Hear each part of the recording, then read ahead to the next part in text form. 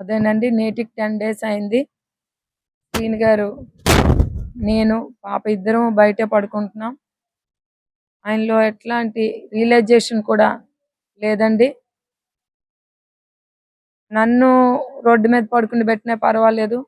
తన సొంత కన్న పిల్లలు కూడా రోడ్డు మీద పడుకుంటున్నప్పటికి కూడా ఆయనలో ఎట్లాంటి చలనం కూడా కనిపించడం లేదు. 24 గంటలు ఆ ఇంట్లో ఉండిపోతున్నారు. మరి ఆ ఇంట్లో ఏముందో నాకైతే అర్థం కావడం లేదు. బయటకోటి చెప్తున్నారు. దాడి చేసేస్తారు, కొట్టేస్తారు. 29 సంవత్సరాలు ఏ రోజు కూడా మేము చెయ్యింది ఈరోజు డంబెల్‌తో ఏదో అనేశారు అని ఒక క్రియేషన్ అనేది రాంగ్‌గా, విచిత్రంగా సృష్టిస్తున్నారు. ఆళ్ళ అమ్మగారు గాని, ఆళ్ళ బ్రదర్స్ గాని. 29 ఇయర్స్‌లో మేము అట్లాంటి వాళ్ళమంటే ఒక 1 ఇయరో, 2 ఇయర్సో, 3 ఇయర్సో, 4 ఇయర్సో, 5 ఇయర్సో, 10 ఇయర్సో, ఒక 15 ఇయర్స్ ఎక్కడో ఒక దగ్గర రావాలి డిస్టర్బెన్స్. ఏమంటే కాంప్రమైజ్ అయ్యానంటాను. మనిషి కాంప్రమైజ్ ఏంటి? 30 సంవత్సరాలు అయిపోతారా? కానీ వాస్తవం అయితే అది కాదు.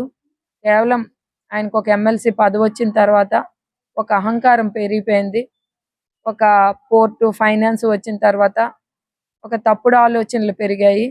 వాళ్ళ బ్రదర్స్ గాని, వాళ్ళ మదర్ గాని, కొంతమంది వ్యక్తులు గాని స్వార్థంతో ఆలోచించి మా ఫ్యామిలీని డిస్టర్బ్ చేశారు. నేటికి 13-14 మంత్స్ నుండి ఈ డిస్టర్బెన్స్ మాలో కొనసాగుతుందండి. మా పిల్లలు చాలా సార్లు వాళ్ళ నాన్నతో మాట్లాడడానికి ప్రయత్నం చేశారు. గానీ మధ్యన వాళ్ళ అమ్మ, బ్రదరు దూరిపోయి మొన్న కూడా ఆళ్ళ బ్రదర్ వచ్చి న్యూసెన్స్ చేశాడు. మొన్న కూడా ఆళ్ళ మదర్ వచ్చి న్యూసెన్స్ చేశారు. ఆళ్ళ ఇంట్లో ఉండేటప్పుడు కూడా మా పిల్లలు అక్కడికి వెళ్లారు. అక్కడ కూడా శ్రీను గారు కనిపించలేదు. ఆళ్ళ మదరు, బ్రదరే కలిపి న్యూసెన్స్ చేశారు. నా పిల్లలపై దాడి కూడా చేయడానికి ప్రయత్నం చేశారు. ఆ కేసు కూడా పలాస పోలీస్ స్టేషన్‌లో ఉంది. చాలా బాధపడుతున్నాము. చాలా స్వార్థంతో ఆలోచిస్తున్నారు వాళ్ళందరూ కూడా. ఇంత కన్నింగ్ థాట్‌తో ఉన్నారనేది మేమెప్పుడు కూడా ఊహించలేదు. 29 ఇయర్స్ కూడా నేను సాక్రిఫైస్ చేశాననేది ఏ రోజు కూడా అనలేదండి. అనుకోలేదండి. ఎందుకనంటే నా ఫ్యామిలీకి సర్వీస్ చేశానని అనుకున్నాను గానీ సాక్రిఫైస్ చేశాననేది నాకెప్పుడు మనసుకు అనిపించలేదు. సాక్రిఫైస్ చేస్తే ఎన్నాళ్ళు సాక్రిఫైస్ చేయగలమండి? అభిమానంతో ఉంటే 30 సంవత్సరాలో, 40 సంవత్సరాలో చనిపోయిన వరకు ఉండగలం. గానీ సాక్రిఫైస్ చేస్తే ఏ రోజో ఒకరోజు బరస్ట్ అయిపోతాం. ఈరోజు నాకు బాధేసింది. అయ్యో! నేను ఈ 29 ఇయర్స్ కూడా నా కోసం ఆలోచించకన్నా నా పేరెంట్స్ ఇంత బ్యాక్‌గ్రౌండ్ ఉండి ఇంత దీనిగా నాకు సపోర్ట్ ఇచ్చిన 1% కూడా నా కోసం నేను ఆలోచించలేదే.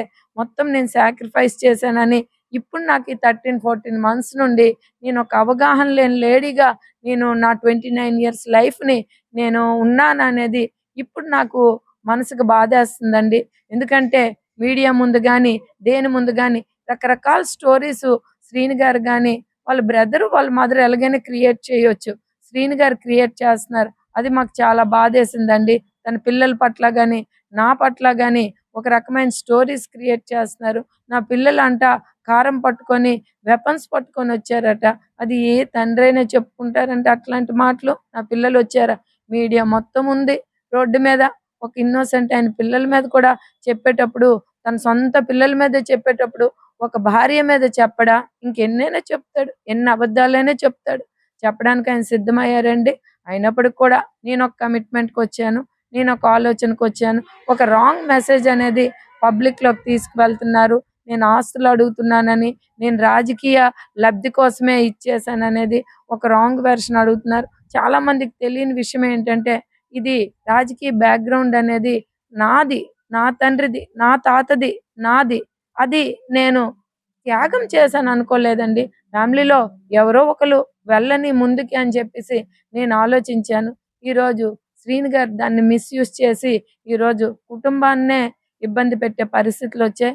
కేవలం తన పదవిని చూసుకొని, తన ఈ మధ్య కాలంలో సంపాదించిన డబ్బుల్ని చూసుకొని అంత రూడ్‌గా బిహేవ్ చేయడం అనేది నాకు ఆశ్చర్యకరమైన విషయం. ఎందుకనంటే ఆయనకి ఎన్నో సమస్యలు, ఎన్నో అప్స్ అండ్ డౌన్స్ వచ్చాయి.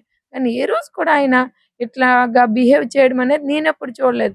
అంటే ఏదో సంథింగ్ ఈస్ గోయింగ్ రాంగ్ అనేది నాకు ఈ మధ్య కాలంలో అర్థమైందండి. ఆయనకొక బ్యాడ్ హాబిట్ ఉంది. ఆయన ఇప్పుడు కూడా ఎవ్వరితో కూడా ఎలాంటి సమస్యను కూడా షేర్ చేసుకునే ఆలోచన ఉండదండి. తనలో తనే సమస్య ఉంటే అది రానివ్వకన్నా అది రకరకాలుగా ఆయన డైవర్ట్ చేసే మనస్తత్వం కాబట్టి ఆ సమస్యని తప్పించుకోవడానికి మా మీద బురద జల్లే కార్యక్రమం శ్రీను గారు చేస్తున్నారు. ఇప్పటికైనా మీడియా ద్వారా నేను ఒకటే తెలియజేసుకుంటున్నాను. నా ఉద్దేశం ఏంటి అంటే, ఇద్దరు ఆడపిల్లలు, పెళ్ళవ్వాల్సిన ఇంకొక పాప ఉంది కాబట్టి వాళ్ళ మీద మన తాలూకా మిస్టేక్స్ ఏవి ప్రభావం కాకూడదు కాబట్టి ఒకే ఇంట్లో ఉంటూ ఎట్లాంటి కండిషన్స్ కావాలో అట్లాంటి కండిషన్స్ పెట్టుకుంటూ ఆయన ఎలాగ బిహేవ్ చేసినా నాకు సంబంధం లేకున్నా పిల్లల రెస్పాన్సిబిలిటీ అంతా ఆయన చూసుకుంటూ నాకంటూ రూ. 1 ఆయన ఇవ్వకన్నా నా లైఫ్ నేను లీడ్ చేయాలనేది ఇన్ రిటర్న్‌గా వస్తే నేను కాంప్రమైజ్ అవ్వడానికి సిద్ధంగా ఉన్నాననేది మీడియా ద్వారా తెలియజేస్తున్నానండి. మా పేరున ఎలాంటి ఆస్తులు గాని, మాకెలాంటి పిల్లల పేరున గాని, నా పేరున కూడా రాయాలనేది మాత్రం నేను కోరుకోవడం లేదండి. ఎందుకంటే డబ్బుల కోసమో, రాజకీయం కోసమో అనేది ఒక రాంగ్ మెసేజ్ ఎళ్తుంది కాబట్టి నేను క్లియర్‌గా ఖండిస్తున్నాను. ఏ రూ. 1 కూడా మాకివ్వాల్సిన పని లేదు. రాయవలసిన పని కూడా లేదనేది కూడా నేను మీడియా ద్వారా తెలియజేస్తున్నాను. ఒకే ఇంట్లో కలిసుండి ఆయన ఎలాగున్నా నేను అడగకన్నా కండిషన్స్ రాసుకోమంటే రాసుకుందాము. ఆయన ఎక్కడికి వెళ్లి ఈ ఇంటి నుండి బయటికి ఎక్కడికి వెళ్లి ఎలాగ ఆయన పర్సనల్ లైఫ్ ఎళ్లి వస్తుండి ఎలా జీవించినా నాకు ఎట్లాంటి అబ్జెక్షన్ లేదు. ఎందుకంటే నా పరువుతో కూడుకుంది. నా ఇద్దరు ఆడపిల్లలు వాళ్ళ లైఫ్‌లో ఎక్కడ డ్యామేజ్ కాకూడదు కాబట్టి నేను ఈ రకంగా ఆలోచించడం జరుగుతుంది.